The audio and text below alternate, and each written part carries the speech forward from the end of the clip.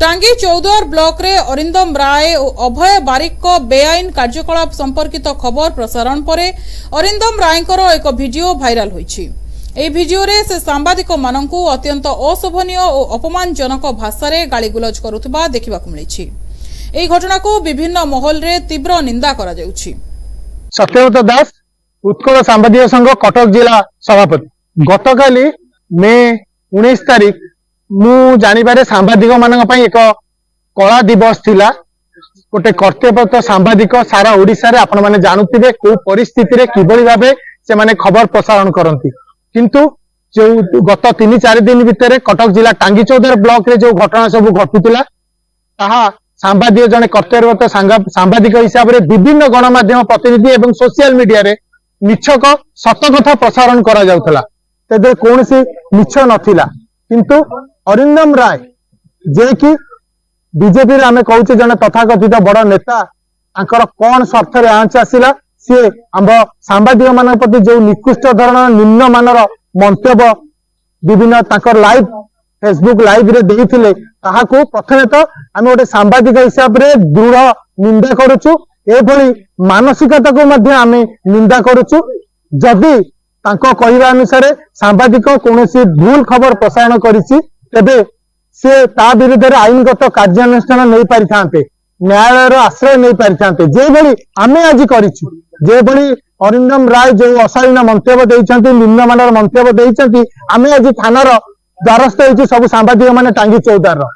जदि सांबादिक माने किछि भूल करिछंती तांको खबर प्रसारण रे तेबे अरिंदम राय चाहिथिले से मध्य थानार द्वारस्थ होई पारथांते, किंतु से जे भली भाबे फेसबुक रे आसी सांबादिक मानक एभली निम्न मनर वक्तव्य देइछंती, आमे समस्त सांबादिक माने आम अंतर को बाधिची। एवं एभली जने राजनेता जने जदि राजनेता हबर लोकों को सेवा पाई जे राजनीति करूथबो से एभली केबे गणमाध्यम प्रति मंतव्य देबो नाही। आमर आमे भाबुछु से सेवा पाई राजनीति करूनांती, ताको राजनीति करिवार उद्देश्य अलगा प्रकार रहिछि। तेणु से एभली मंतव्य गणमाध्यम प्रति देइछंती, जाको आमे पुणी थरे खंडन करछु एवं आशा करूछु प्रशासन या विरुद्ध रे दृढ़ कार्यानुष्ठान नेबो। नचेत आगामी दिन रे टांगी चौद्वार कौन सारा राज्य रे सांबादिक माने राजरास्ता को ओलेबे। मु हेउछि पद्मला बराड़ ए अंचल सांबादिक। आपण मान तो समस्त सांबादिक, आपण को बा मते जो भाव उपेक्षा करा गला आठणी चारेणी चाउल किणवा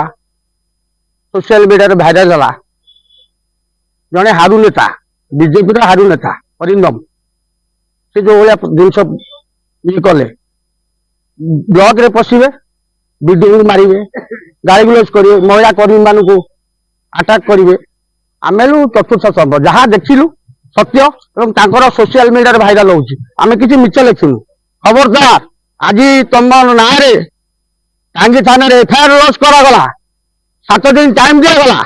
7 दिन पर जदि पुलिस प्रशासन ए खबर न बुझंतु ताले आमे डीजी ऑफिस घेराव करिवु, टांगी थाना सम्मुखरे अनशन आमर अनशन करिवु। मन रख कश्मीर जाले तुमको क्षमा दिया जियो नाही। सांबादिक ना रे जो ये काम करजो तमे होत दिन रे बसंत राति रे बासंती आमको ता भाबनी। एठी आपण मन मन रखंतु जदि ए खबर बुझा न गला सारा ओडिसा सांबादिक आज आंदोलन ऊपर को आसीबे। शंकर महापात्र टांगी चौद्वार कार्यरत सांबादिक आज घटनाक्रमे आपण माने जानिथिबे किछि दिन बगर चर्चा रहितला टांगी चौद्वार अंचल रे ब्लॉक को जो अरिंदम राय एवं अभय बारिक ब्लॉक रे जो दुर्व्यवहार करथे ताकु नै थाना रे सेमान गोटे एफआईआर दैथिले कर्मचारी माने।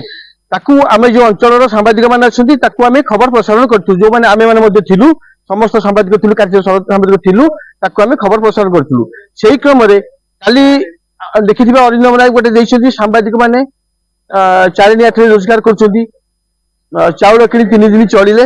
ए जो खराब मंतव्य गणमाध्यम पर दैछथि से निजे जानिबा दरकार से निजे कोन कहउछथि। ताकर मुंड बर्तन ठीक नहीं कोन कहउछथि। जहाँ ब्लॉक रे जहाँ कले जहाँ पई ताकू आईनगत कार्यानुष्ठान पई ऑलरेडी ब्लॉक रे थाना रे भी ताकर नाम अभियोग होईछि। जो घटनाटी आम कार्यरत सांबादिक माने न्यूज प्रसारण कले ताकर मुंड आउर खराब होईछि। तेणु सांबादिक मानक नाम रे से बिड़बिड़ होउछथि। गणमाध्यम आमे जहाँ देखिलु ताहा लिखिलु। आपण तो क्लियर कट कहउछथि जो प्रकार व्यवहार करछथि ତା ସାଙ୍ଗରେ ପୁଣି ଆପଣ ମୁଣ୍ଡ ଖରାପ ହେଇଗଲେ ଆପଣ କହିଲେଣି ସାମ୍ବାଦିକ ମାନେ ଏଇ ପ୍ରକାର। ତେଣୁ ତାଙ୍କ ବିରୁଦ୍ଧରେ ଆଜି ସମସ୍ତ ସାମ୍ବାଦିକ ଅଞ୍ଚଳ ପ୍ରାୟ 70ରୁ ସାମ୍ବାଦିକ ଆମେ ଆଜି ଏକାଠି ହୋଇ ଟାଙ୍ଗୀ ଥାନାରେ ଆଇସି କୁ ତାଙ୍କ ବିରୁଦ୍ଧରେ ଲେଖି ଦେଇଛୁ। ତୁରନ୍ତ ତାଙ୍କ ବିରୁଦ୍ଧରେ ଆଇନଗତ କାର୍ଯ୍ୟାନୁଷ୍ଠାନ ଗ୍ରହଣ କରାଯାଉ। ଯଦି କାର୍ଯ୍ୟାନୁଷ୍ଠାନ ନଗଲା ତାହେଲେ ଆମର ଟିମ୍ ଡିଜି ଅଫିସରେ ଅଭିଯୋଗ କରିବୁ ଏବଂ ଟୋଟାଲ ରାଜ୍ୟସ୍ତରୀୟ ଆମ ଭାଇମାନେ ଯୋଉ ଭାଇମାନେ ଅଛନ୍ତି ଆମର ସାମ୍ବାଦିକ ମାନେ ସମସ୍ତେ ଆମକୁ ସହଯୋଗର ହାତ ବଢେଇଛନ୍ତି। ଏ ନେଇ ମଧ୍ୟ ଆମର ଯୋଉ ସାମ୍ବାଦିକ ସବୁ ଅଛନ୍ତି ସମସ୍ତଙ୍କୁ ବାରମ୍ବାର ଫୋନ ଆସିଛି ଯେ ତମେ ଏଟା ରାଜ୍ୟସ୍ତରୀୟ କର, କିନ୍ତୁ ଏଇଟା ଯେହେତୁ ଆମ ଅଞ୍ଚଳର ଆମେ ଟାଙ୍ଗୀ ଥାନା ଅଭିଯୋଗ କରୁଛୁ। ଯଦି ଥାନା ଆଇସି ଥାନା ଆମର ଅଛନ୍ତି ବିକାଶ କିଛି ନ ବୁଝନ୍ତି ତାହେଲେ ଆମେ ଡିଜି ଅଫିସ ଘେରେବୁ, ନହେଲେ ଟାଙ୍ଗୀ ଏଠି ଆସି ଧାରଣା ଦେବୁ ଯେ ପର୍ଯ୍ୟନ୍ତ ଆମକୁ ନ୍ୟାୟ ନ ମିଳିଛି। ନିଜର କାର୍ଯ୍ୟରେ ଅସଫଳତାକୁ ଲୁଚାଇବା ପାଇଁ ଅରିନ୍ଦମ ରାୟ ସାମ୍ବାଦିକମାନଙ୍କ ଉପରେ ବର୍ଷିଛନ୍ତି। ସେ ଏକ ଭିଡିଓ ଜରିଆରେ ଦାବି କରିଛନ୍ତି ଯେ ସାମ୍ବାଦିକମାନେ ଅଳ୍ପ ଅର୍ଥରେ ସାମ୍ବାଦିକତା କରୁଛନ୍ତି ଏବଂ ଘରକୁ ଚାଉଳ ନେଉଛନ୍ତି। ତାଙ୍କର ଏହି ଅଭିଯୋଗକୁ ସାମ୍ବାଦିକ ସଂଘ ପକ୍ଷରୁ ଖଣ୍ଡନ କରାଯାଇଛି। ମୋ ନାଁ ହେଉଛି ଦୀପକ ମଙ୍ଗରାଜ, ମୁଁ ଏ ଟାଙ୍ଗୀ ଚୌଦ୍ୱାର ଜଣେ ସାମ୍ବାଦିକ। ସାରା ଓଡିଶା ହୁଲସ୍ଟୁଲ ହଉଛି କିଛି ଲୋକଙ୍କର ବ୍ୟବହାର ପାଇଁ। ସେ ହଉଛି ଅରିନ୍ଦମ, ଆଉ ଜଣେ ହଉଛନ୍ତି ଅଭୟ ବେହେରା। ଯେ ଆମେ କହୁନୁ ଅଭୟ ବାରିକ, ଆମେ କହୁନୁ ଇଏ ସୋସିଆଲ ମିଡିଆରେ ତାଙ୍କ ନାଁରେ ପ୍ରଚାର ହଉଛି। ସେ ଯୋଉ ବ୍ୟବହାର ସେଠି କଲେ ବ୍ଲକ ଅଫିସରେ ଜଣେ ସରକାରରେ ଅଛନ୍ତି, ତମର ଯଦି ଦରକାର ଥିଲା ତମର ଅଞ୍ଚଳର ଲୋକଙ୍କର ବିକାଶ କଥା କହୁଛ, ତମେ କଲେକ୍ଟର ପାଖକୁ ଯାଇପାରିଥାନ୍ତ, ତମେ ବିଭାଗୀୟ ଅଧିକାରୀ ପାଖକୁ ଯାଇପାରିଥାନ୍ତ, ତମେ ମନ୍ତ୍ରୀ ପାଖକୁ ଯାଇପାରିଥାନ୍ତ ଏବଂ ସେ ସମସ୍ୟା ସମାଧାନ କରିପାରିଥାନ୍ତ। ତମେ ଜଣେ ଅସଫଳ ନେତା, ତମେ ଜଣେ ଅସଫଳ କଳାକାର, ତମେ ଅନ୍ୟକୁ କଣ କହିବ? ତମେ ଅନ୍ୟକୁ କଣ କହିବ? ଆମ ସାମ୍ବାଦିକ ମାନଙ୍କୁ କହିବ? ଯଦି ସ୍ୱାଭିମାନ ଥିବ ସାରା ଓଡିଶାର ସାମ୍ବାଦିକ ମାନଙ୍କ ପାଇଁ, ଯୋଉମାନେ ହଜମ କରିପାରୁଥିବେ ଏଇ ଯୋଉ ଭାଷା ଦେଇଛନ୍ତି ବାଇଟ ଦେଇଛନ୍ତି ହେଲା, ତାକୁ ବୟକଟ କରନ୍ତୁ। ଆଉ ଯିଏ ନ କରିବେ ଆମେ ଜାଣିବୁ ସେ ସାମ୍ବାଦିକ ଭାଇର ସ୍ୱାଭିମାନ ନାହିଁ। ମୁଁ ପ୍ରୀତିରଞ୍ଜନ ବେହେରା, ଜଣେ କାର୍ଯ୍ୟରତ ସାମ୍ବାଦିକ। ଆମର ବିଜେପି ନେତା ତଥା ଏଥରକ ନିର୍ବାଚନ ଲଢିକି ହାରିଥିବା ଅରିନ୍ଦମ ରାୟ ଯୋଉ ବିବାଦୀୟ ମନ୍ତବ୍ୟ ଦେଇଛନ୍ତି ଗଣମାଧ୍ୟମ ପ୍ରତି, ମୁଁ ଏହାକୁ ଦୃଢ ନିନ୍ଦା କରୁଛି। ସେ ଯୋଉ କହିଛନ୍ତି ଯେ ଗଣମାଧ୍ୟମର ପ୍ରତିନିଧି ମାନେ ବା ମିଡିଆ ମାନେ ଯୋଉ କରିଛନ୍ତି ନ୍ୟୁଜ କରିକି ଟଙ୍କା ଚାରିଣା ଲେଖା ପାଉଛନ୍ତି ଏବଂ ସେଥିରେ ତାଙ୍କର ପ୍ରତିପୋଷଣ କରୁଛନ୍ତି ବା ଚାଉଳ କିଣୁଛନ୍ତି, ସେ କହିପାରିବେ କି ସେ ଜାଣିଛନ୍ତି ସେ ବିଷୟରେ ଗଣମାଧ୍ୟମ ପ୍ରତିନିଧି ମାନେ କିଭଳି ଭାବେ ଖବର ସଂଗ୍ରହ କରୁଛନ୍ତି? ଆଉ ସେ କେବେ ଆସିକି ବୁଝିଛନ୍ତି କୋଉ ଗଣମାଧ୍ୟମର ଦୁଃଖ ବୁଝିଛନ୍ତି କେବେ? ସିଏ ତ ତାଙ୍କର ଭାଷାକୋଷ ଯାହା ଆପଣ ମାନେ ସବୁ ଜାଣିଥିବେ, କଣ ତାଙ୍କର ଶିକ୍ଷାଗତ ଯୋଗ୍ୟତା ଜଣା ପଡୁଛି ସେଥିରୁ। ଆମେ ମାନେ ଟାଙ୍ଗୀ ସାଲେପୁରର ସବୁ ସାମ୍ବାଦିକ ମାନେ ନିଷ୍ପତ୍ତି ନେଇଛୁ, ଆଜିଠାରୁ ତାଙ୍କର ସମସ୍ତ ଖବରକୁ ଆମେ ବୟକଟ କରିବୁ, ଅରିନ୍ଦମ ରାୟକୁ ଆମେ ବୟକଟ କରିବୁ। ଆମେ ଥାନାକୁ ତାଙ୍କ ବିରୁଦ୍ଧରେ ଏକ ଅଭିଯୋଗ କରିଛୁ ଏବଂ ତାଙ୍କୁ ଆରେଷ୍ଟ କରାଯିବା ପାଇଁ ଆମେ ଆଇଆଇସିଙ୍କୁ ଅନୁରୋଧ କରିଛୁ। ଯଦି ଆରେଷ୍ଟ କରା ନଯାଏ ଆମେ ତେବେ ଟାଙ୍ଗୀ ଥାନା ଘେରାଉ କରିବୁ। ଏହି ଘଟଣାକୁ ନେଇ ଟାଙ୍ଗୀ ଚୌଦ୍ୱାର ଅଞ୍ଚଳର ସାମ୍ବାଦିକମାନେ ଏକାଠି ହୋଇଛନ୍ତି।